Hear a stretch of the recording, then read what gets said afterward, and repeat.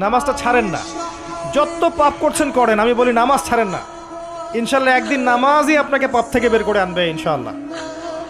আর শয়তান আপনাকে হতাশ করতে চাইবে, শয়তান আপনাকে হতাশ করতে চাইবে যে তুই তো গার্লফ্রেন্ডের সাথে কথা বললি, রাতের বেলা পর্ন দেখলি, তুই তো ফ্রি মিক্সিংয়ে আছিস, তুই মাদকদ্রব্য খাচ্ছিস, তুই কাজে ফাঁকি মারিস, তুই ট্যাক্স আদায় করিস নাই, দুর্নীতি করছিস, তুই আবার নামাজ পড়বি কেন? শয়তান আপনাকে এগুলো বোঝাবে কিন্তু যে নামাজ তো আমার শোভা পায় না, আমি তো অনেক পাপী মানুষ।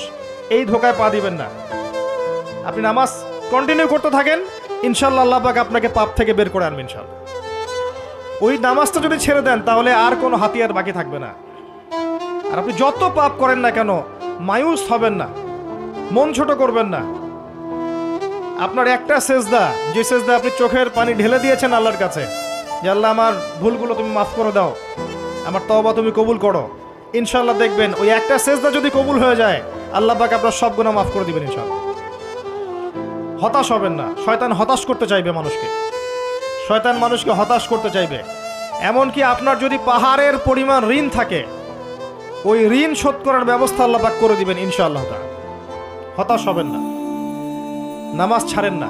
আর আমি একটা কথা বারবার বলেছি, আবারও বলছি যে চলমান যে 3G 4G নামাজগুলো চলছে এগুলো থেকে নিজেকে দূরে রাখুন। সব এখন ডিজিটাল, নামাজও ডিজিটাল। দেখা যায় যে 5 মিনিটের মধ্যে 4 রাকাত নামাজ শেষ মাশাআল্লাহ। ইমাম সাহেব যদি 10 মিনিট পড়ায় দেয় তাহলে তো তার চাকরি নট।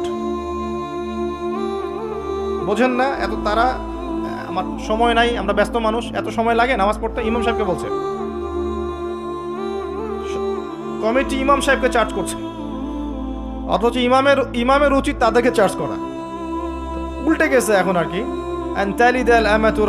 ওইদিকে আসবো আমি।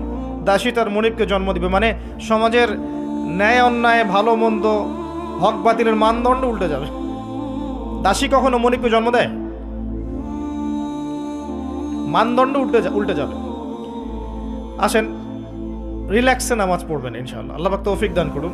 নামাজের মধ্যে যা পড়ছেন এটাকে বোঝার চেষ্টা করতে হবে অর্থটা, তখন দেখবেন নামাজে মনোযোগ বাড়বে ইনশাআল্লাহ। তার আগে অজুটাকে ভালো করে করবেন, তাড়াহুড়া করে অজু করবেন, রিল্যাক্সে অজু করেন, অজুর অঙ্গগুলোকে সুন্দর করে ধন। অজু পরিষ্কার হয় না, এই জন্য নামাজে মনোযোগ থাকে না। আর একটা বদ অভ্যাস আমারও আছে, আপনাদের সবারও আছে আমি জানি।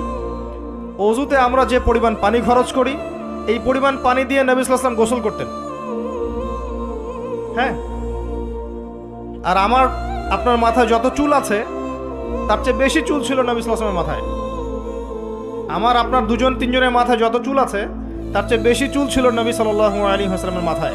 তারপরেও তিনি অল্প পানি দিয়ে গোসল করে ফেলতেন। আর আমাদের দেখবেন যার ইমানের জোর যত বেশি